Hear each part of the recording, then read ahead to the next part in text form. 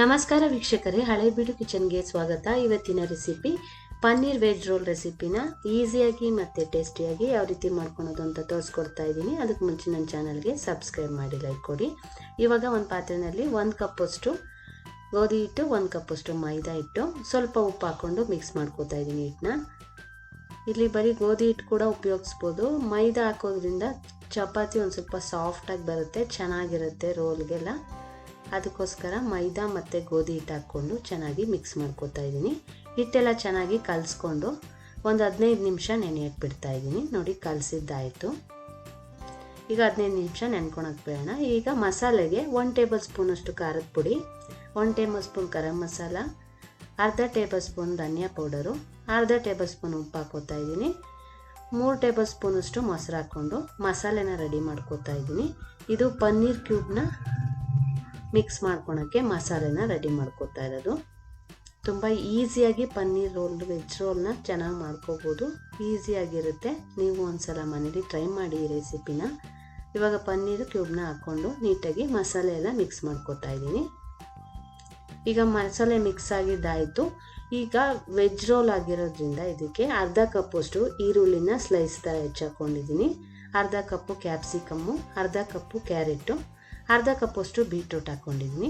ಸ್ವಲ್ಪ ಉಪ್ಪು ಹಾಕ್ಕೊಂಡು ನಿಂಬೆಹಣ್ಣಿನ ರಸ ಸೇರಿಸ್ಕೊತಾ ಇದ್ದೀನಿ. ಈಗ ಇದನ್ನು ನೀಟಾಗಿ ಮಿಕ್ಸ್ ಮಾಡ್ಕೊಳ್ಳೋಣ. ಈಗ ಮಿಕ್ಸ್ ಮಾಡಿ ಒಂದು ಕಡೆ ಎತ್ತಿಟ್ಕೊತಾ ಇದ್ದೀನಿ. ಈಗ ಚಪಾತಿ ಹಿಟ್ಟು ಚೆನ್ನಾಗಿ ನೆನ್ಕೊಂಡಿದೆ.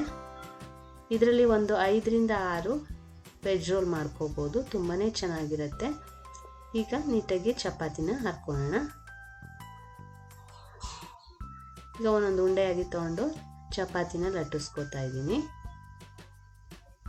ಈ ವೆಜ್ ರೋಲ್ ರೆಸಿಪಿ ತುಂಬ ಈಸಿಯಾಗಿರುತ್ತೆ ಮತ್ತು ಮಕ್ಕಳಿಗೆ ಕೂಡ ತುಂಬಾ ಇಷ್ಟ ಆಗುತ್ತೆ, ದೊಡ್ಡವ್ರಿಗೂ ಇಷ್ಟ ಆಗುತ್ತೆ. ನೀವು ಒಂದ್ಸಲ ಮನೇಲಿ ಟ್ರೈ ಮಾಡಿ, ತುಂಬಾ ಚೆನ್ನಾಗಿ ಮಾಡ್ಕೋಬೋದು.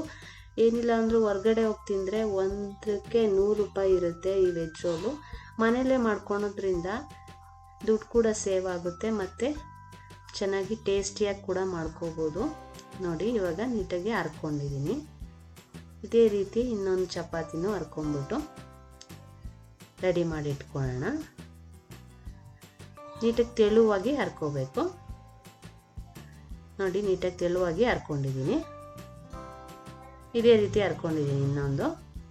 ಇವಾಗ ನೀಟಾಗಿ ತವಾನಲ್ಲಿ ಇದನ್ನು ನೀಟಾಗಿ ಬೇಯಿಸ್ಕೊಳಂಗಿಲ್ಲ, ಜಾಸ್ತಿ ಬೇಯಿಸಿದ್ರೆ ರೋಲ್ ಮಾಡೋಕ್ಕೆ ಬರಲ್ಲ. ಅದಕ್ಕೋಸ್ಕರ ಸ್ವಲ್ಪ ಬೇಯಿಸ್ಕೋಬೇಕು ಚಪಾತಿನ. ನೋಡಿ, ಬೇಯಿಸೋದ್ರೆ ನೋಡೋಕೆ ಗೊತ್ತಾಗುತ್ತೆ ನಿಮಗೆ ಯಾವ ರೀತಿ ಬೇಯಿಸ್ಕೋಬೇಕು. ಜಾಸ್ತಿ ರೋಸ್ಟ್ ಮಾಡೋಕ್ಕೆ ಹೋಗಬಾರ್ದು. ಚಪಾತಿನ ರೋಲ್ ಮಾಡೋಕ್ಕೆ ಬರೋ ಥರ ಬೇಯಿಸ್ಕೊತಾ ಇದ್ದೀನಿ. ನೋಡಿ, ಈ ರೀತಿ ಬೇಯಿಸ್ಕೊಂಡ್ರೆ ಸಾಕು. ಚೆನ್ನಾಗಿ ಬೇಯಿಸ್ಕೊಂಡಿದ್ದೀನಿ. ಈಗ ಇದೇ ರೀತಿ ಇನ್ನೊಂದು ಚಪಾತಿನೂ ಬೇಯಿಸ್ಕೊಂಡು ರೆಡಿ ಮಾಡಿ ಇಟ್ಕೊಳ್ಳೋಣ. ಇವಾಗ ಇದನ್ನು ಪನ್ನೀರ್ನ ಮಸಾಲೆನ ಮಾಡ್ಕೊಂಡಿದ್ವಲ್ಲ, ಅದನ್ನು ಶಾಲೋ ಫ್ರೈ ಮಾಡ್ಕೊತಾ ಇದ್ದೀನಿ. 1 ಟೇಬಲ್ ಸ್ಪೂನ್ ತುಪ್ಪ ಮತ್ತು 1 ಟೇಬಲ್ ಸ್ಪೂನ್ ಎಣ್ಣೆ ಹಾಕ್ಕೊಂಡು ನೀಟಾಗಿ ಶಾಲೋ ಫ್ರೈ ಮಾಡ್ಕೊಳ್ಳೋಣ. ಈ ಮಸಾಲೆ ಎಲ್ಲ ಚೆನ್ನಾಗಿ ಸ್ವಲ್ಪ ಹೊತ್ತು ಒಂದು 5 ನಿಮಿಷ ಹುರ್ಕೊಂಡ್ರೆ ಸಾಕು. ಚೆನ್ನಾಗಿ ಹುರ್ಕೋತಾ ಇದ್ದೀನಿ. ನೋಡಿ, ಈಗ ಆಯಿತು. ಇವಾಗ ವೆಜ್ ರೋಲ್ ರೆಡಿ ಮಾಡ್ಕೋಬೋದು. ಇವಾಗ ಚಪಾತಿಗೆ ಫಸ್ಟು ನಾನು ಗ್ರೀನ್ ಚಟ್ನಿ ರೆಡಿ ಮಾಡಿ ಇಟ್ಕೊಂಡಿದ್ದೀನಿ. ಅದನ್ನು ಸ್ಪ್ರೆಡ್ ಮಾಡ್ಕೊಳ್ಳೋಣ ಎರಡಕ್ಕೂ. ಗ್ರೀನ್ ಚಟ್ನಿ ಆದಮೇಲೆ ಇಲ್ಲಿಗೆ ಟೊಮೊಟೊ ಸಾಸ್ನ ಹಾಕ್ಕೋಬೇಕಾಗುತ್ತೆ. ಈ ರೆಸಿಪಿನ ನೀವು ಮನೇಲಿ ಟ್ರೈ ಮಾಡಿ ಟೇಸ್ಟ್ ಹೇಗೆ ಬಂತು ಅಂತ ಕಮೆಂಟಲ್ಲಿ ತಿಳಿಸೋದನ್ನ ಮರಿಬೇಡಿ. ಇವಾಗ ಟೊಮೊಟೊ ಸಾಸ್ನ ಹಾಕ್ಕೋತಾ ಇದ್ದೀನಿ. ಇವಾಗ ಮಿಕ್ಸ್ ಮಾಡಿಟ್ಟಿದ್ದಂಥ ನಾವು ವೆಜಿಟೇಬಲ್ಸ್ನ ಹಾಕ್ಕೊಳ್ಳೋಣ ಫಸ್ಟು.